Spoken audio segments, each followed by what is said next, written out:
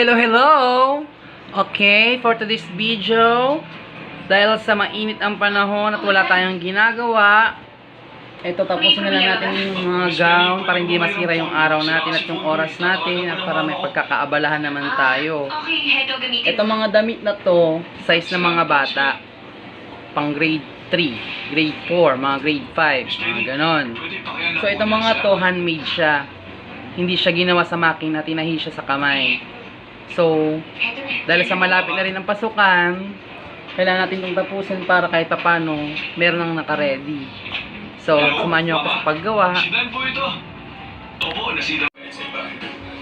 Etong mga damit na to ay ginagamit lang sa mga event, sa mga buwan ng wika, at sa mga pageants ng mga bata. Dahil sa nauna ko na itong tinapos, yung palda wala pa. So, gagawin pa lang natin yung palda niya. So, tignan natin kung anong kalalabasan niya. Hopefully, maganda.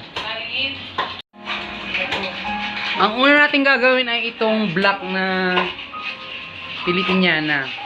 So, gugupit tayo ng mga lace yung ganyan. Pag ganyan. Gugunting-guntingin natin siya.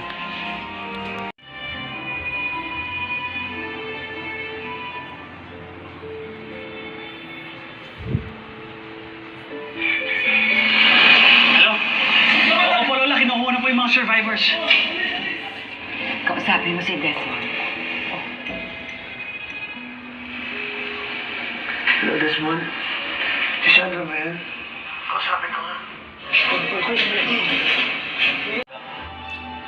O ayan mga guys, tapos na siya, naidugtong na yung palda. Camila Villarreal and Jillian Ward, Abot Kamay na Pangarap, 2:30 p.m.